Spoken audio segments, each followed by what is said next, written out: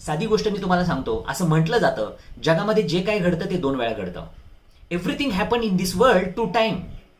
जगात जे काय घडतं ते 2 वेळा घडतं. आय डोंट नो किती लोकांनी हे ऐकलं असेल किंवा किती लोकांना हे वाक्य सांगितलं पचत पण असेल. बरोबर. नेपोलियन हिल नावाचे एक लेखक आहे, त्यानं एक बुक लिहिलंय थिंक अँड ग्रो रिच. त्याच्या फर्स्ट सेकंड चॅप्टरमध्ये तो हे लोकांना सांगतो की जगात जे काय घडतं ते 2दा घडतं. कसं? First time in mind, second time in reality. पहिल्यांदा मनात घडतं, नंतर अस्तित्वात घडतं. ज्या ठिकाणी तुम्ही आज आयुष्यात आहात त्या ठिकाणी जावं ही तुमची इच्छा होती, ते तुमच्या माइंडमध्ये आलं होतं. जर तुम्ही गव्हर्नमेंट जॉबमध्ये काम करता, ही थॉट तुमच्या माइंडमध्ये होती की मला गव्हर्नमेंट जॉबमध्ये जायचं आहे. असं नाही की तुम्ही रस्त्याने फिरत होते आणि गव्हर्नमेंट ऑर्गनायझेशन आलं, काही ऑफिसर्स आले आणि तुम्हाला उचलून घेऊन गेले आणि त्या खुर्चीत जाऊन बसवलं. No, it's your desire, it's your choice. You work for it. तुम्ही त्यासाठी काम पण केलं होतं. You try for it. तुम्ही त्यासाठी प्रयत्नही केले होते. म्हणजे जगात जे काय घडलंय ते 2दा घडलंय. ज्या स्क्रीनवरती तुम्ही मला बघताय ते जे इन्स्ट्रुमेंट आहे, तो मोबाईल असेल, लॅपटॉप असेल, तो बनवावा हे कोणाच्या तरी डोक्यात आधी आलं आणि त्याच्यानंतर तो बनवला गेला. ज्या खुर्चीमध्ये तुम्ही बसलाय ती खुर्ची असावी असं कुणाच्या तरी माइंडमध्ये आलं म्हणून ती बनवली गेली. माय क्वेश्चन, जी गोष्ट आज तुमच्या समोर आहे ती जर का त्या माणसाच्या मनातच नसती आली तर? खूप लोकांनी मित्रांनो झाडाखाली बसताना ऍपल किंवा कुठलेही फ्रूट खाली पडताना पाहिलं. व्हेरी फ्यू पीपल, एका माणसानं त्याच्यावरती विचार केला की हे ऍपल खालीच का पडतं, आणि लॉ ऑफ ग्रॅव्हिटीचा रिसर्च झाला. त्याच्या अगोदर खूप लोकांनी ऍपल पडलेला पाहिला, काय केलं? उचलून खाल्ला. त्यांच्या माइंडमध्येच नाही आलं की ऍपल खाली का पडतो. ज्याच्या माइंडमध्ये आलं त्यानं त्याच्यावरती रिसर्च केला. असं म्हणतात कुणीतरी पक्षाला उडताना पाहिलं आणि त्या मुलांच्या डोक्यात आलं पक्षी उडू शकतो, माणूस का नाही, आणि त्यांनी त्याच्यासाठी प्रयत्न केला. कुणी रिसर्च केला, पहिल्या विमानाचा कुणी शोध लावला, ही नंतरची गोष्ट आहे. बरोबर. मग ते आपले तळपदे होते का राईट बंधू होते, इट्स अपार्ट, म्हणजे नंतरची गोष्ट आहे. पण त्या माणसाच्या माइंडमध्ये हे आलं, हे असं का, आणि म्हणून ते संशोधन झालं. तुमच्याही माइंडमध्ये आलं की तुम्हाला घर घ्यायचं आहे, तुम्हाला गाडी घ्यायची, म्हणून तुम्ही घेतली. असं नाही की तुम्ही रस्त्यानं चालले होते, शोरूम दिसलं, डायरेक्ट शोरूममध्ये गेले आणि गाडी खरेदी करून घरी निघून गेले. No, first time in your mind and second time in reality. माझा ह्याच्या पुढचा सगळ्यात महत्त्वाचा प्रश्न तुम्हा सगळ्यांना आहे, आत्ता तुमच्या माइंडमध्ये काय? नॉट करंट, आत्ता म्हणजे आत्ता नाही आहे, ह्या आत्ताच्या टोटल सिच्युएशन्समध्ये, आत्ताची जी वेळ परिस्थिती तुमच्या आयुष्यात आहे त्यावेळी तुमच्या माइंडमध्ये काय? का सांगू तुम्हाला? जे तुमच्या माइंडमध्ये आहे ते तुमच्या अस्तित्वात येणार आहे. मग मनात तुमच्या काय चाललंय? मनात काय चाललंय? मनामध्ये जर भीती आहे तुमच्या की माझं फ्युचर काय असेल, मनामध्ये भीती आहे माझं फायनान्स कसं असेल, आर्थिक परिस्थिती येणाऱ्या दिवसात काय माझ्या असेल, जर मनात तुमच्या शंका असेल, भीती असेल की माझी हेल्थ कशी राहील, मित्रांनो, जे मनात येणार ते अस्तित्वात येणार. आपल्याकडे म्हटलं जातं ना, म्हण पण आहे आपल्याकडं, बरोबर. जे मनात येतं ते अस्तित्वात येतं. मग ह्या माइंडला ट्रेन करा, ह्या मनाला वारंवार ती गोष्ट सांगा जी तुम्हाला हवी आहे, आणि जी नको आहे तिचा विचार करू नका. लॉ ऑफ अट्रॅक्शन नावाची एक गोष्ट डॉक्टर रोनाल्डनं शिकवली आहे. द सिक्रेट नावाची एक व्हिडिओ आहे किंवा रहस्य नावाचं एक पुस्तक आहे, ते जरूर वाचा. जसा लॉ ऑफ ग्रॅव्हिटी आहे तसा लॉ ऑफ अट्रॅक्शन आहे. ज्या गोष्टींना तुम्ही अट्रॅक्ट करता त्या गोष्टी तुमच्याकडे येतील.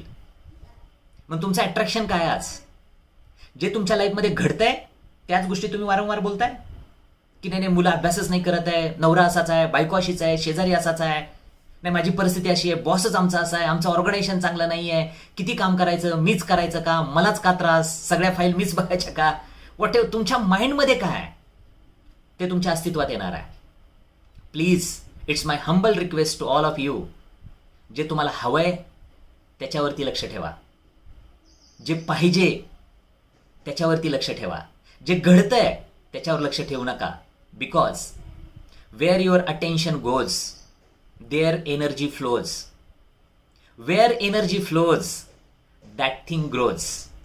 I repeat, where your attention goes, जिकडे तुमचं लक्ष जाणार, देअर एनर्जी फ्लोज, तिकडे तुमची ऊर्जा जाणार.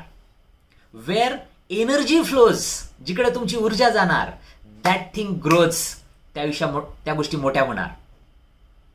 तुम्ही तुमच्या गार्डनमध्ये एक झाड लावलं फुलाचं आणि जाता येता तुम्ही त्या फुलाच्या झाडाकडे सारखं पाहताय, म्हणजे तुमचं अटेन्शन त्या फुलाच्या झाडाकडे गेलं. जिकडे तुमचं अटेन्शन जाणार तिकडे तुमची एनर्जी जाणार. तुम्ही त्या झाडाला पाणी घालणार, खत घालणार, त्यातलं गवत काढणार, म्हणजे तुमची एनर्जी गेली. जिकडे तुमची एनर्जी जाणार, where your energy goes that thing grows. त्या गोष्टी मोठ्या होणार, ते झाड, फुलाचं झाड मोठं होणार आणि त्याला फुलं लागणार चांगली. आज तुमचं अटेन्शन कशावर आहे? सकाळपासून संध्याकाळपर्यंत तुमचं फोकस काय आहे? मी अशी लोक पाहिली आत्ताच्या 1 वर्षाच्या पॅन्डेमिक सिच्युएशन्समध्ये की त्यांचा मॅक्सिमम फोकस निगेटिव्ह गोष्टींवरती आहे. कित्येक लोकांना मी बघितलं असं की गरज नसताना सुद्धा दिवसातून 4-4, 5-5 वेळा स्वतःचा ऑक्सिमीटरनं ऑक्सिजन चेक करतात. काही गरजच नाही त्याची. त्यांच्या बॉडीचे कुठल्याही प्रकारचे सिम्पटम्स नाही आहे, पण त्यांच्या डोक्यामध्ये तो आजार घुसायला लागला आहे. आणि ही गोष्ट तुम्हालाही माहिती आहे. ह्या पॅन्डेमिक सिच्युएशन्समध्ये ज्या लोकांना खूप जास्त चॅलेंजेस फेस करावे लागले ते लोक निगेटिव्ह प्रवृत्तीचे जास्त होते, नकारात्मक विचार करणारे होते, त्यांच्यामध्ये भीती मनामध्ये जास्त होती, विश्वास भयानक कमी होता आणि म्हणून लोकांना काही स्वतःचं आयुष्य सुद्धा गमवावं लागलं ह्या भीतीमुळं. Why? Because we trained this way. आपल्याला ट्रेंडच केलं आपल्या माइंडला तसं. ज्यावेळी ऑफिसमध्ये 4 मित्र येतात, सगळ्यात पहिलं डिस्कशनचा पॉईंट काय? अरे आमच्या शेजारच्या हॉस्पिटलमध्ये ICU मध्ये ऍडमिट आहे, मी येताना ऍक्सिडेंट पाहिला, काय विचित्र ट्रॅफिक आहे रस्त्यावरती, लोकांना कळतच नाहीये, लोकांना सेन्सच नाहीये, मी लोकांना पाहतो लोक मास्क पण वापरत नाहीये. वाय? Your focus. तुमचा फोकस कशावरती आहे मित्रांनो? प्लीज जे तुम्हाला हवंय त्याच्यावरती तुमचं अटेन्शन राहू द्या आणि तुमच्या माइंडला ट्रेन करा तुम्ही. आणि जोपर्यंत मित्रांनो गोष्ट त्या माइंडपर्यंत पोहोचणार नाहीये, तोपर्यंत तो हॅपीनेस माइंडमध्ये येणार नाहीये, आपला फोकस पॉईंट राईट होणार नाहीये, तोपर्यंत तो आनंद तुम्हाला मला मिळणार नाही. आणि यशस्वी होण्यामध्ये, चांगलं आयुष्य जगण्यामध्ये, यश संपादन करण्यामध्ये सगळ्यात महत्त्वाची गोष्ट काय असेल जी मला वाटते, तो आहे तुमचा हॅपीनेस, तो आहे तुमचा आनंद, ते तुमचं स्माइलिंग फेस. मित्रांनो, जर मनातच आनंद नसेल, जगातल्या कितीही सुंदर ठिकाणी तुम्ही गेला ना, तुम्ही काश्मीरला गेला काय, स्वित्झर्लंडला गेला काय, ज्याला पृथ्वीवरचे स्वर्ग मानले जातात, माउंट इटली, जँगफ्रो, स्वित्झर्लंडमध्ये अशी काही उंच बर्फाचे डोंगर आहेत, अतिशय सुंदर ठिकाणी आहेत. तिथे जरी तुम्ही असाल पण तुमच्या डोक्यात जर आनंद नसेल, डोक्यातच कचरा असेल, तर तुम्हाला मला केव्हाही आनंद मिळणार नाही. आणि महाराष्ट्रामध्ये सुदैवानं असे एक कवी होऊन गेले, गदी माडगुळकर. त्यांनी मित्रांनो एका सुकलेल्या गवतावरती, ज्याला कुसळ म्हणतात, त्या कुसळावरती पण कविता केली आणि त्या कुसळाला बघून ते म्हणतात तृण फुलते. म्हणजे तुमच्या डोक्यात काय आहे त्याच्यावर तुम्हाला जग दिसतं आणि तसंच जग तुम्हाला दिसतं. मग प्रॉब्लेम जगाचा नाही आहे. Nothing is outside, everything is inside. ही गोष्ट अंडरस्टँड करावी लागेल. सिंपल एक्झाम्पल मी तुम्हाला देतो. माझ्या हातामध्ये एक गोष्ट तुम्हाला दिसते. माझ्या हातात काय दिसतंय तुम्हाला? ॲब्सोल्युटली पेन दिसतोय. कसा दिसतोय?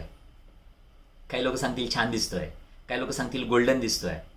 बायोलॉजिकली ही दिसण्याची जी प्रक्रिया आहे ही घडते कशी?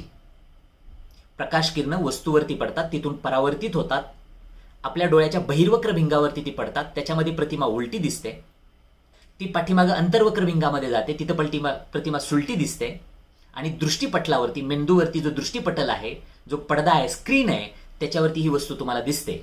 म्हणजे हा पेन दिसतो कुठं? तुमच्या मेंदूत, तुमच्या मनात. म्हणजे ह्याचा अर्थ काय? बाहेर काहीच नाही आहे, सगळं आत आहे. Everything is inside, nothing is outside. पण हे इनसाइड असणारी जी गोष्ट आहे ना, ती जोपर्यंत रिअलाइज नाही होणार ना, तोपर्यंत ती मजा येणार नाही मित्रांनो, तोपर्यंत ती मजा येणार नाही. सो मी परत तुम्हाला रिक्वेस्ट करेल की स्वतःच्या माइंडला त्यावेळेनं ट्रेन करा, स्वतःचा हॅपीनेस क्रिएट करण्यासाठी जाणीवपूर्वक प्रयत्न करा. आणि ही गोष्ट तुमच्यासाठी दुसरं कुणीही करू शकत नाही. तुम्ही तुमची छोटी छोटी कामं आज दुसऱ्या लोकांना सांगू शकता, त्यांच्याकडून करून घेऊ शकता, पण माइंडला ट्रेन करणं म्हणजे हाऊ यू थिंक, विचार कसा करावा, हे जगात तुमच्यासाठी दुसरं कुणीच करू शकत नाही, ते तुम्हालाच करावं लागेल.